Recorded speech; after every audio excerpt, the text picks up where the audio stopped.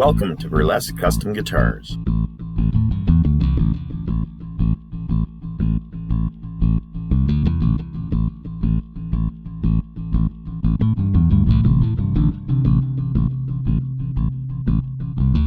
Guitars have been my passion for my entire life.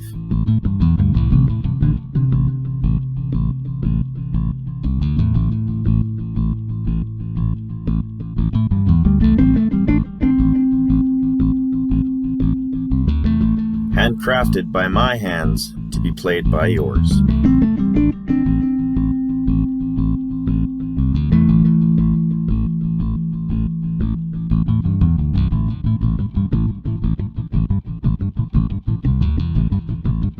Each one I create is like no other.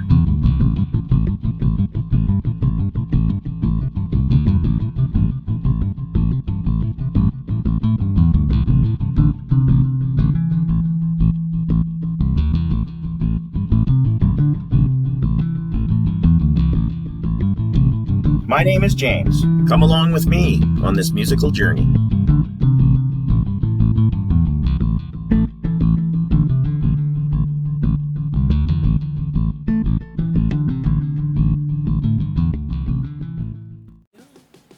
I am just finishing taping up this Les Paul for a client. What are you doing? Well, I'm refinishing it. I've already sealed it. I got to do the back in black, and then I taped off the front because on top, when I sanded it all down, I found a very, very nice maple cap, and he wanted me to paint it black. And once I sanded it down and I sent him a picture of it, I talked him into doing a transparent see-through black. So we're actually going to, by the time, you can see I've kind of hit it with stain underneath. I hit it with stain first, and then I sanded the stain off of all the main parts so it's just in the grain. And then when I hit it with tinted clear, it's going to make everything just pop like crazy. And then I got to do the frets, and when he was doing his thing, he actually took the Gibson logo off and ripped up a piece of the finish on here. So I put a little finish on. I'm not even close to being done on here, but I had to build it up in here and repair it in here. So I got to finish this off, and I've got a brand new decal to put on it. Nice. Yeah, he brought that with him. So I got to do a little bit of cleaning up in there, but yeah. Next time you see this, it's going to be black with a transparent top. Nice. All dressed up and ready to go.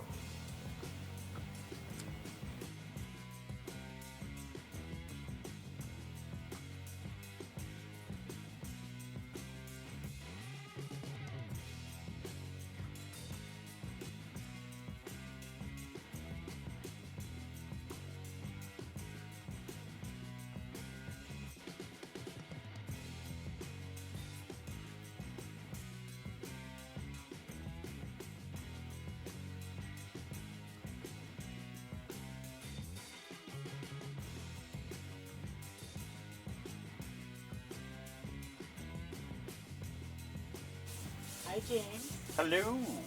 What are you working on? I am working on this Les Paul that I'm refinishing, that I have sealed and sprayed, and I'm about to do the final clear coating on, but I think we talked about this before, but if not, you'll see some pictures. But yeah, so I've sealed it, and I painted it black for the gentleman, saved his serial number for him and his little Made in the USA stamp, or they don't use the stamps that punch into the wood anymore, so I just taped it off so you can still see the actual real serial number. So this is a 96 Made in the USA Gibson Les Paul, and it's actually kind of hard to tell right now because I've dusted it, or I've just been sanding it with the Scotch Brite pad. It's actually a see-through black top. It's transparent, but we got to have it in the right light, and I got to get all this dust off it so you can see that. It's actually even got a burst on it. So there's a black burst, and you can see it. It's quite transparent. Well, not quite transparent, but it's transparent. And it looks really cool when it's all clean. You can see how dusty it is. I mean, come on. So, yeah, next time you see this, it's going to be all clear coated. And looking sexy, and I got the headstock all fixed up for him that he buggered up. So I got a new decal as well for this. We're going to be putting a new decal on, and then the clear coat will be applied over top of that. And then he will have his baby back in a couple of weeks. Let it cure up, put her all back together. And that is that and a package of potato chips.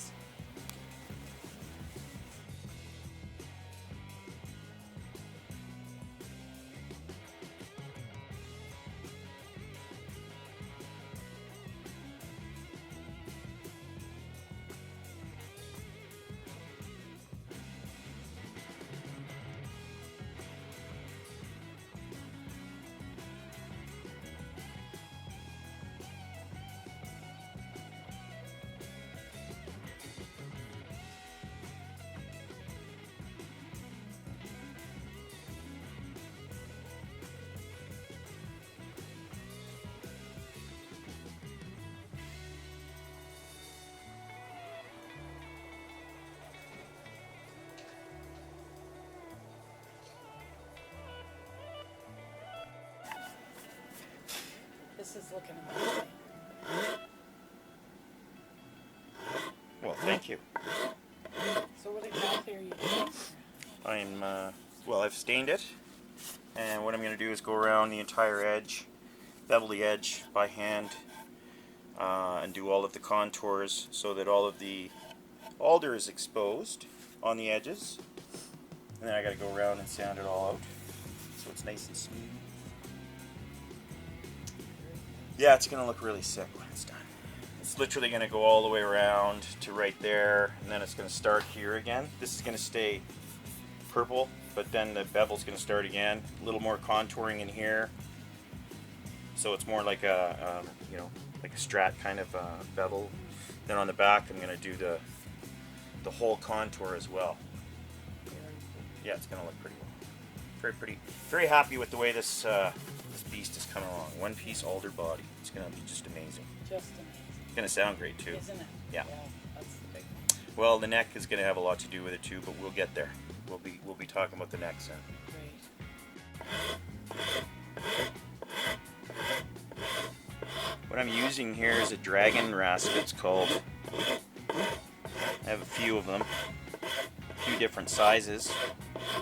I like using this one always for doing this particular contour for the access for the, because it's just the right size, but most of the rest of the body I'll do with one this size. I have a couple of them, as you can see. This one's this one's been used quite a bit, so I have a backup now. But yeah, I use this all the way around. But then you have to go around with blocks and dowels and smooth all of this out. Obviously, it's pretty hard to go in here with any machines and stuff after, because you know you one slip and you're gonna screw up the stain, and so it's better to do it by hand. And that's what it's all about, right? Handmade guitars. That's what it means. Yep.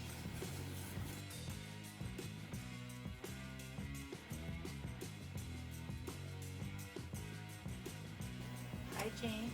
Hi there. Update on the Jackson. So, we ran into a little bit of a conundrum.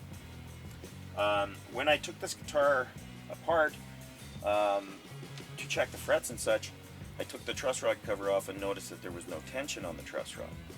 On this guitar, it's a single action truss rod, which means it will only back bow the neck.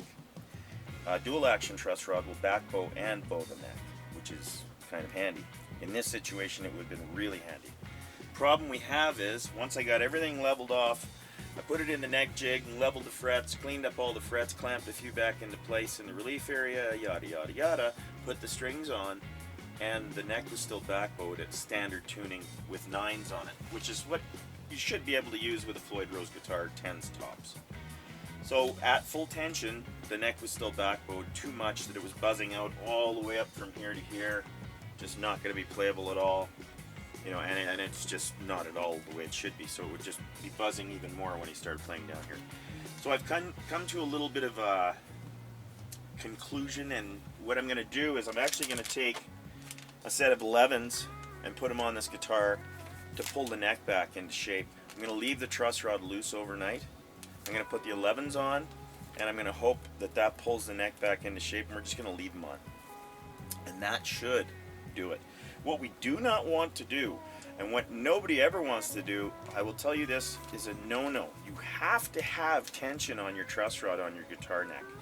Doesn't matter which way. Even if it's slight, you have to have some tension on it. If your truss rod's just loose, that means your neck can do whatever it wants, okay? And that's when twisting and stuff like that occurs. On a guitar like this, with a set neck, we don't want any twisting to happen because we cannot replace this neck. So we've kind of stopped something in the process of happening, or prevented something from happening, possibly. Can't say it would have. And this is going to be my little cure, so I'm going to keep you posted. I'm going to throw these on, and if I can even set it up, I'll be impressed. So, talk to you soon.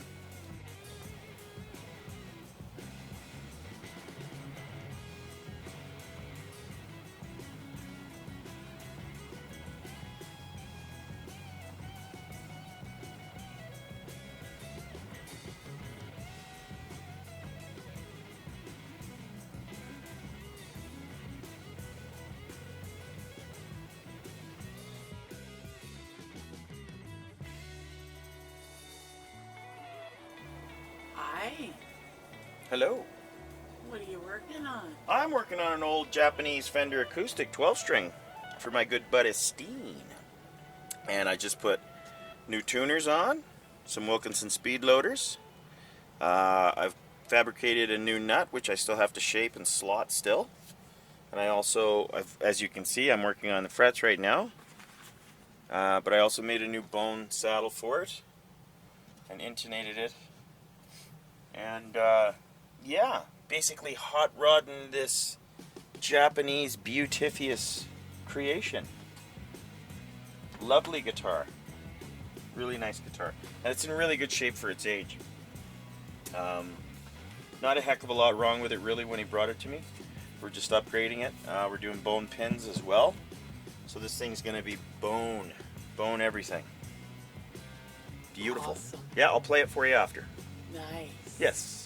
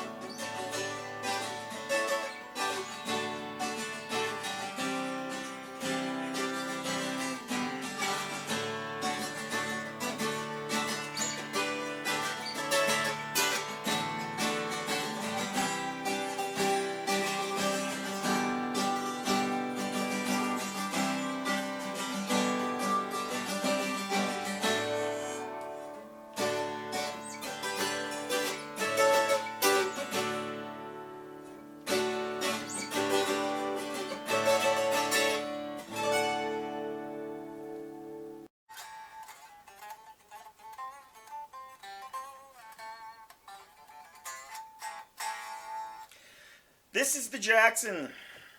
So I had it in the rack, as you saw in the pictures. The problem with the neck was it's backbowed. It had 9s on it, and the neck was backbowed when I got it.